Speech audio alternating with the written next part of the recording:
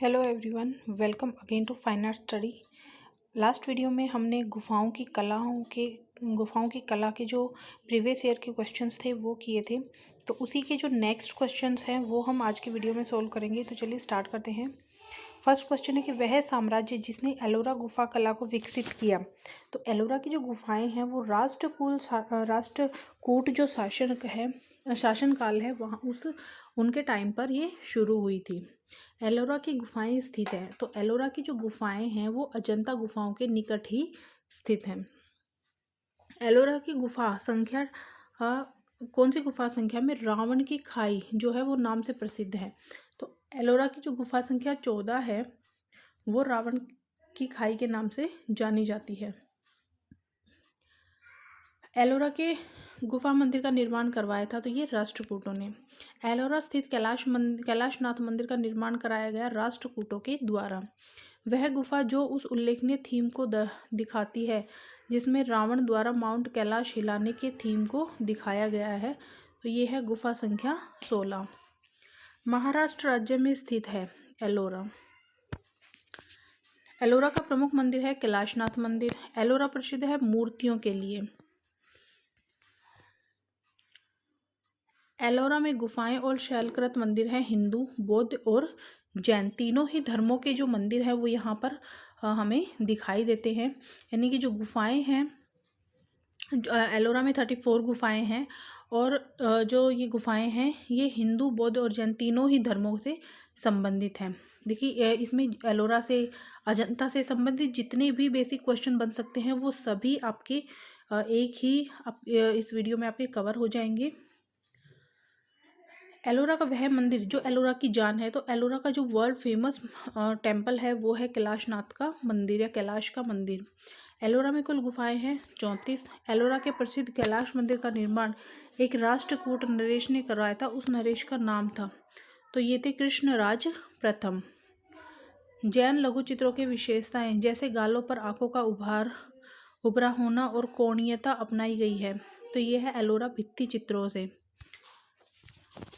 मूर्तिकला कैलाश पर्वत को हिलाते हुए रावण, ये स्थित है एलोरा गुफाओं में।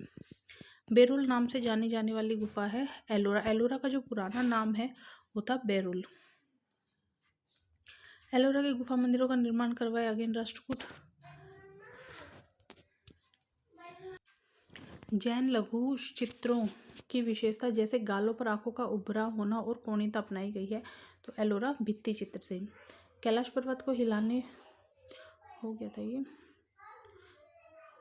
वह प्राचीन गुफा जिसमें कैलाशनाथ मंदिर स्थित है तो ये एलोरा। सबसे विशालकाय शिलाकट मंदिर भारत में है तो ये है एलोरा।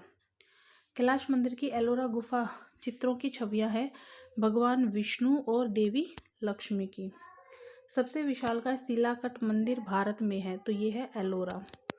एलिफेंटा गुफाओं को लगभग बनाया गया है 8वीं से 11वीं शताब्दी में। प्रसिद्ध शैल उत्कीर्ण त्रिमूर्ति है। तो त्रिमूर्ति जो है वो हमें एलिफेंटा गुफाओं में मिलती है। एलिफेंटा की जो गुफाएं हैं वो महाराष्ट्र में हैं। ठीक है, एलिफेंटा गुफाएं में स्थित है त्रिमूर्ति। महेश मूर्ति जो रॉक कट है वो एलिफेंटा की गुफाओं में है। एलिफेंटा प्रसिद्ध है मूर्तियों के लिए।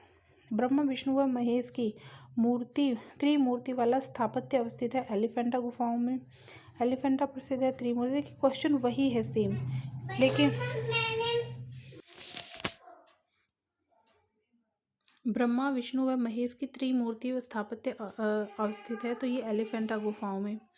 ठीक है, एलिफेंटा गुफाएं घिरी हुई है समुद्र से।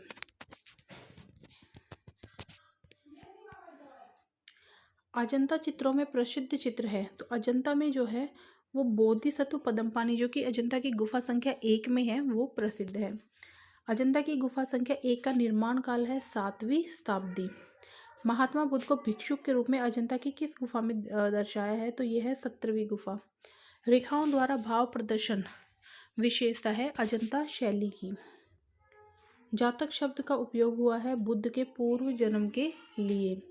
भिक्षुक बुद्ध का चित्र चित्रित है अजंता की गुफाओं में। जातक कथाएं हैं बुद्ध के पूर्व जन्मों की कथाएं। अजंता में क्यूरेटर की नियुक्ति कब हुई थी तो 1908 में। अजंता के चित्रकारों ने पीला रंग बनाया है, तो ये सांखिया से। 20 प्रकार की रेखा शैलियों का प्रयोग किया गया है अजंता में। अजंता के चित्र निर्मित हैं भित्ति पर। नंदलाल बोस, के वेंकटप्पा, असित कुमार हलदर और कुमार लाचर ने अनुकृतियाँ तैयार की थी अजंता चित्रों की।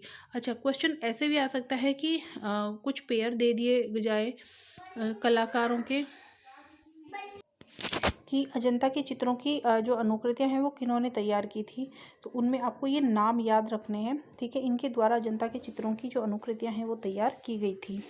भित्ति चित्र या जो म्यूरल शब्द, तो जो म्यूरल शब्द है उसकी उत्पत्ति कहाँ से हुई थी? ये अंग्रेजी भाषा से। नेक्स्ट है कि मैचअप करना है। गुफा संख्या 11 वो एक विहार है।